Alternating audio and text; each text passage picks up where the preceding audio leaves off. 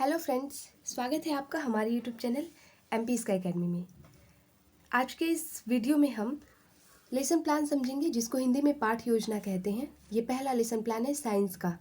Science में भी भौतिकी विज्ञान जो है, फिजिक्स, उसका।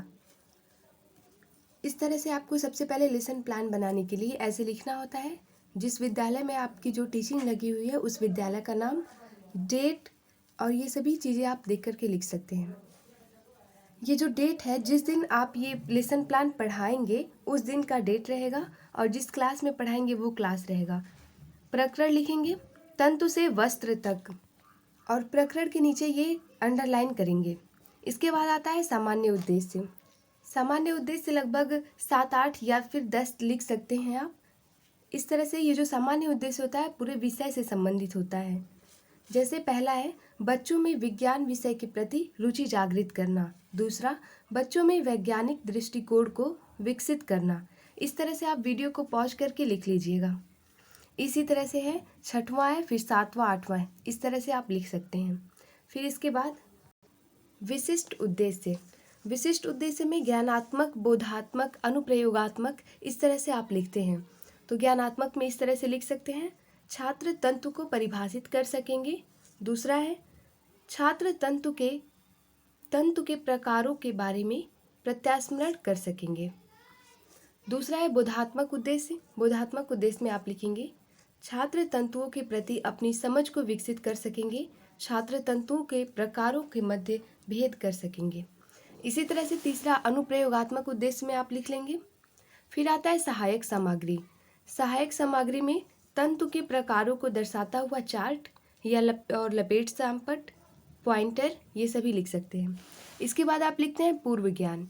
पूर्व ज्ञान में जो प्रीवियस नॉलेज होता है, छात्र कपास, रुई, ऊन तथा रेशम के बारे में सामान्य जानकारी रखते हैं। इसके बाद आता है प्रस्तावना प्रश्न। प्रस्तावना प्रश्न में आप 3 से 5 प्रश्न बच्चों से पूछ सकते हैं। जो भी प्रश्न पूछेंगे जिग जैग मोशन में पूछेंगे और जो भी प्रश्न है वो या तो बच्चों के डेली लाइफ से रिलेट कीजिए या फिर प्रीवियस नॉलेज बेस्ड होने चाहिए। तो पहला प्रश्न है, धरती पर सबसे जागरूक प्राणी कौन है? मनुष्य। दूसरा, मनुष्य की मूलभूत आवश्यकताएं कौन सी होती हैं? रोटी, कपड़ा, मकान। तीसरा, कपड़ा किससे बनाए जाते हैं? रेशों यानी तंतु से। चौथा है, रेशे कितने प्रकार के होते हैं? तो ये बच्चे नहीं बता पाएंगे, समस्यात्मक हो जाएगा। यहाँ आपका प्रकरण निकलेगा तो फिर आप उद्देश्य कथन करेंगे। उद्देश्य कथन में आप लिखेंगे, रेशे 2 प्रकार के होते हैं, प्राकृतिक तथा संश्लिष्ट। तो बच्चों, आज हम रेशे तथा उनके प्रकारों का विस्तृत अध्ययन करेंगे। इसके बाद आता है हमारा प्रस्तुतिकरण। आप पेज नंबर ध्यान देंगे और उससे भी समझ में आता रहेगा।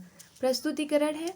प्रस्तुतिकरण में आप क्रम संख्या, शिक्षण बिंदु, छात्राध्यापिका क्रिया, अगर आप छात्राध्यापक हैं तो छात्राध्यापक लिखेंगे, छात्र क्रिया और श्यामपट्ट कार्य, ये सभी लिखते हैं और फिर इसमें लिखना शुरू करते हैं। सबसे पहला शिक्षण बिंदु है तंतु या रेशा तथा इनके प्रकार। फिर इसका आप स्पष्टीकरण देंगे। स्पष्टीकरण को आप वीडियो को रोक करके लिख सकते हैं। और फिर छात्र क्रिया में छात्र ध्यानपूर्वक सुनेंगे। और श्यामपट्ट कार्य में आप चाहे तो श्यामपट्ट कार्य यहाँ भी लिख सकते हैं और फिर इस प्रस्तुतिकरण के बाद भी लिखा जाता है। तो जैसे आप सुविधा आपको लगे उस तरह से आप लिख सकते हैं, या फिर आपके जो सब्जेक्ट टीचर हैं जैसा वो कहें वैसा लिखिए। श्यामपट्ट कार्य में तंतु एक प्रकार के रेशे होते हैं जिससे तागे या धागे बनाए जाते हैं। तंतु प्राकृतिक और संश्लिष्ट होते हैं। तंतु यानी तागा यानी वस्त्र, तंतु से तागा फिर वस्त्र।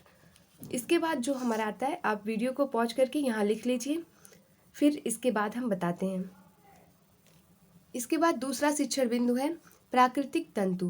प्राकृतिक तंतु का आप स्पष्टीकरण देंगे और फिर इस तरीके से आपको एक भी ये जो बॉक्स है, ये जो कॉलम है, ये खाली नहीं छोड़ना है। यहाँ आपको लिखना है छात्र छात्राएं ध्यानपूर्वक सुनेंगे, ये सभी आपको लिखते रहना है। फिर इस तरीके से सारे कॉलम आपको भरने हैं। वीडियो को पॉज करके लिखते रहिएगा। फिर नेक्स्ट पेज पर, नेक्स्ट है पेज नंबर 5 है ये। उदाहरण देंगे आप, पादप से कपास यानी रुई तथा जूट पटसन प्राप्त होता है तथा जंतु से ऊन रेशम मिलता है। इस तरीके से आप बताते रहेंगे। फिर बोधात्मक प्रश्न पूछेंगे। ये बच्चों से आप पूछते हैं बीच बीच में कि बच्चे ध्यान से सुन रहे हैं ना, और फिर वो क्या सीखते जा रहे हैं, उन्हें समझ में तो आ रहा है ना, इसके लिए आप बोधात्मक प्रश्न पूछते जाते हैं। फिर तीसरा जो है हम लिखेंगे, तीसरा शिक्षण बिंदु। तीसरे शिक्षण बिंदु में संश्लिष्ट तंतु। संश्लिष्ट तंतु का आप स्पष्टीकरण देंगे, और स्पष्टीकरण देने के बाद ये छात्र छात्राएं ध्यानपूर्वक सुनेंगे, ये लिखते रहेंगे। आप ये कॉपी में नोट करेंगे, ये मत लिखिएगा। फिर इधर श्यामपट्ट सारांश जो है वो भी लिखते रहेंगे। फिर इस तरीके से संश्लिष्ट तंतु जो शिक्षण बिंदु है, इसका पूरा स्पष्टीकरण दे करके आप बोधात्मक प्रश्न लिखेंगे। बोधात्मक प्रश्न में आप ये दोनों प्रश्न पूछ सकते हैं। संश्लिष्ट तंतु किसे कहते हैं? संश्लिष्ट तंतु के 2 उदाहरण बताओ।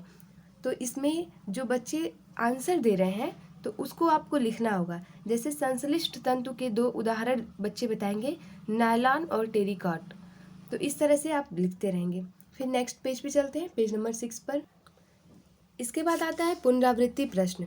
पुनरावृत्ति प्रश्न में आप बच्चों से 4 से 5 प्रश्न पूछते हैं, जो कि 1 लाइनर होने चाहिए या फिर थोड़ा शॉर्ट में होना चाहिए। तो आप जब पूरा लेसन प्लान पढ़ाने के बाद पुनरावृत्ति प्रश्न पूछेंगे।